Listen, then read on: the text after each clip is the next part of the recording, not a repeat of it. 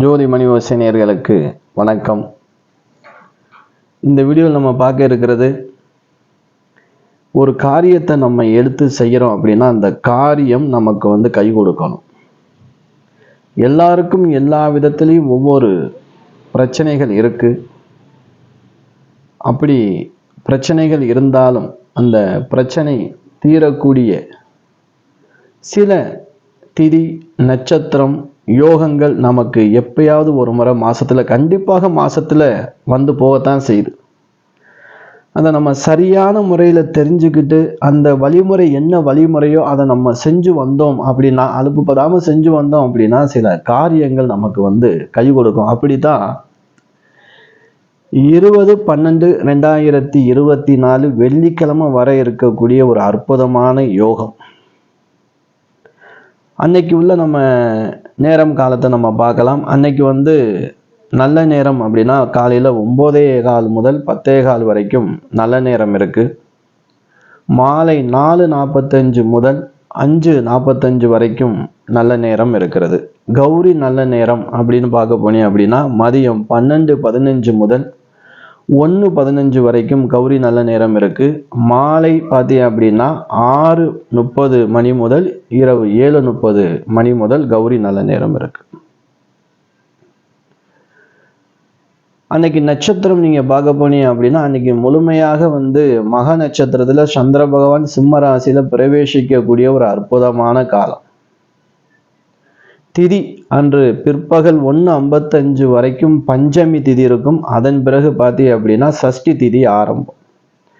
சஷ்டி மாலை நேரத்தில் வருவது தான் விசேஷம். அதனால அன்னைக்கு சஷ்டி திதி தான் கணக்குல. சஷ்டி விரதங்கள் இருக்கும் இல்லையா, இந்த 20/12/2024 வெள்ளிக்கிழமை சஷ்டி விரதத்தை கடைபிடிப்பது உத்தமம். அன்னைக்கு சந்திராஷ்டமம் பார்த்தீங்க அப்படின்னா உத்திராட நட்சத்திரத்துக்கு முழுமையா சந்திராஷ்டமம் இருக்கு. அன்னைக்கு நாள் கீழ் நோக்கு நாள். காலையில் 6:23க்கு முழுமையாக மரண யோகம்.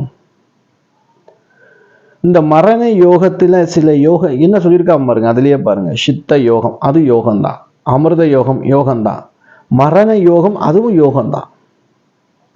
மரண யோகம் சொல்லிட்டு சில விஷயங்கள் நம்ம என்ன செய்யறோம், தவிர்த்துறோம். எதுவுமே பண்ணாம சுபகாரியத்தை தவிர்ப்பது உத்தமம்.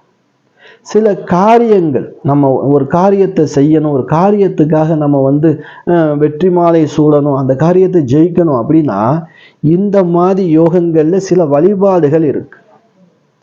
அந்த வழிபாடுகளை நம்ம செஞ்சோம் அப்படின்னா நம்ம நினைச்ச காரியத்தை நிறைவேற்றி கொள்ள முடியும். இப்ப நீங்க பார்த்தீங்க அப்படின்னா சஷ்டி விரதம் அன்னைக்கு இருக்கிறவங்க இருந்துக்கிறலாம், ரொம்ப விசேஷம். சஷ்டி ரொம்ப விசேஷமானது.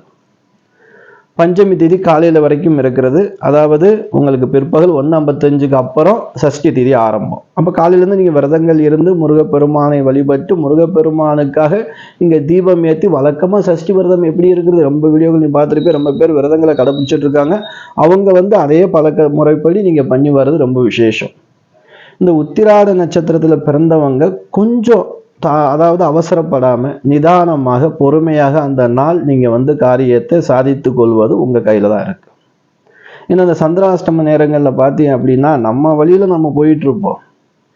நம்மளை வீம்புக்கு கூப்பிட்டு ஏதாவது ஒரு பிரச்சனை உருவாகும். இல்லை அடிக்கடி மற்றவங்க மூலியமா நமக்கு அதிகமான டென்ஷன் வரும். இதெல்லாம் கோபதாபங்கள்லாம் கொஞ்சம் குறைச்சிக்கிட்டு காலையிலேயே விநாயகர் பெருமானுக்கு ஒரு 8 தீபம் விளக்கு ஏற்றுங்க. இல்லை அப்படியே ஒரு சூரத்தங்க தலையை சுற்றி உடைச்சிருங்க. அன்னைக்கு நாள் எவ்வளவு பிரச்சனைகள் வந்தாலும் உங்களை பெருசா பாதிக்காம இருக்கும். சுபகாரியம் செய்யறதுக்கு உகந்த நாள் கிடையாது.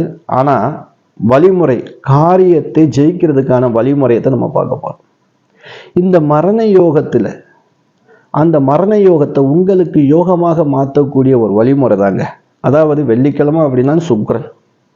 சுக்கிரன்னா யாரு, வீடு கட்டணும், ஒரு அழகா வீடு கட்டணும், கார் வாங்கணும், சுபபோகமா இருக்கணும், நல்ல வருமானம் பார்க்கணும், நல்ல கை நிறைய பணம் இருக்கணும் அப்படின்னா சுக்கிரன் அதுக்கு வேணும். ஆணுக்கு பார்த்தீங்க அப்படின்னா ஒரு மனைவியுடைய ஸ்தானம் தான் சுக்கிரன். நீங்க நல்ல கட்டில மெத்தையில சந்தோஷமா தூக்கம் வருது அப்படின்னா சுக்கிரனுடைய பிராப்தம் இருந்தா தான். இல்லை மெத்தையில பிறந்து பார்த்தாலும் தூக்கம் வராது. அப்படிப்பட்ட ஒரு அற்புதமான ஒரு யோகத்தை பயன்படுத்திக்கிறதுக்கு ஒரு அருமையான ஒரு வழிபாடு. நீங்க என்ன செய்யணும் அப்படின்னா காலையில் வந்து நீங்கள் பார்த்தீங்க அப்படின்னா 6:23க்கு கரெக்டாக மரண யோகம் ஸ்டார்ட் ஆகிடும். சிவபெருமானுடைய நாமத்தை 108 முறை சொல்லுங்க. சிவபெருமானுடைய நாமத்தை 108 முறை. உங்கள் ஊருக்கு அருகாமையில் எந்த பேரில் வேணுமோ சிவபெருமான் இருப்பார். மகாலிங்கேஸ்வரராக இருப்பார், மரகதலிங்கேஸ்வரர், இப்படி எத்தனையோ வடிவில் பேரில் இருக்கார். அப்படி உங்களுக்கு சித்தியான பேரில் நமச்சிவாய மந்திரத்தை கூட ஒரு 108 முறை சொல்லிட்டு ஒரு அகல் வாங்கிக்கிறங்க, மண் அகல் வாங்கிக்கிறங்க. அந்த அகலை நீங்கள் என்ன செய்யுங்க, ஒரு அரை மணி நேரம் தண்ணியில் ஊற வச்சு திருப்பி எடுத்து காய வச்சுட்டு அதில் நீங்கள் நல்ல எண்ணெய், சுத்தமான நல்ல எண்ணெயை அதை ஃபுல்லாக ஊற்றி பஞ்சு திரியிட்டு மாலை நேரத்தில் கூட நீங்கள் செய்யலாம், காலை நேரத்தில் கூட நீங்கள் செய்யலாம். இதுக்கு ராவு காலம் யமகண்டம் எதுவும் பார்க்க தேவையில்லை. ஏன்னா வர்றதே மரண யோகத்தில் வருது.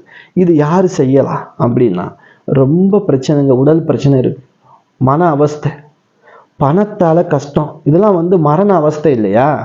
யாருக்கெல்லாம் மரண அவஸ்தை இருக்கிறதோ அவர்களெல்லாம் இந்த நாளை பயன்படுத்திக்கிறது. மரண அவஸ்தைனா கடன் பிரச்சனை, கழுத்தை நெரிக்குதுங்க கடன் பிரச்சனை. உடல் அவஸ்தை எங்கே போனாலும் தீர மாட்டேங்குது, ஏதாவது எனக்கு தொந்தரவு வந்துக்கிட்டே இருக்கு, இருக்கலாமா போகலாமான்னு கூட. இப்படி வாழ்க்கையில் நம்ம தேவையில்லாத ஒரு விஷயத்தை யோசிச்சு நம்ம வாழ்க்கை வாழ்றதுக்கே பிடிக்கல அப்படின்னு நினைக்கிறவங்க இந்த வழிபாடை பண்ணுங்க. ஒரு மாற்றம் நிகழும், கண்டிப்பாக மாற்றம் நிகழும், நல்லது நடக்கும். சிவபெருமானுக்காக அந்த பஞ்சு தெரியிட்டு நல்லெண்ணெய் விளக்கை நீங்கள் ஏற்றலாம்.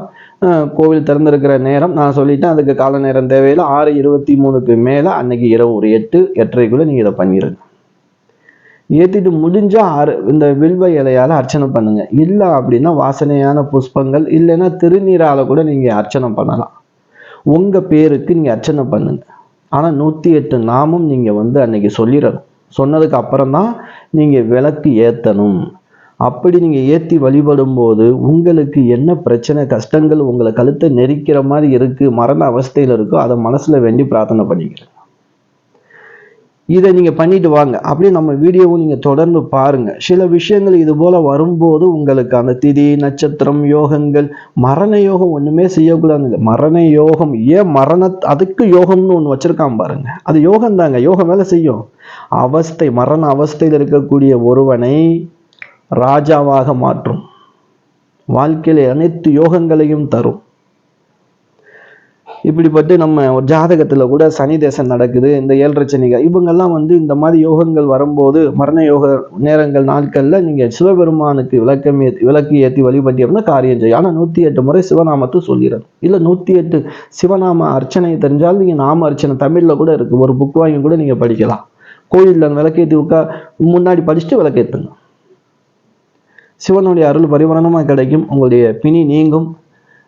இந்த நாள் நல்ல நாளாக எல்லோருக்கும் அமைய வேண்டும் என்று நானும் வேண்டி பிரார்த்தனை செய்து கொள்கிறேன். நம்ம சேனலை பிடிச்சிருந்துச்சு அப்படின்னா லைக் பண்ணுங்கள், ஷேர் பண்ணுங்கள். நம்ம சேனலை புதுசாக பார்க்குறீங்க அப்படின்னா சப்ஸ்கிரைப் பண்ணிக்கிறேங்க. அப்போ தான் அடுத்தடுத்து போட வீடியோக்கள் உங்களுக்கு சேரும். அடுத்த வீடியோவில் சந்திக்கும் வரை நான் உங்கள் ஈஸ்வரன், சீதாராம ஜோதிடர். நன்றி, வணக்கம்.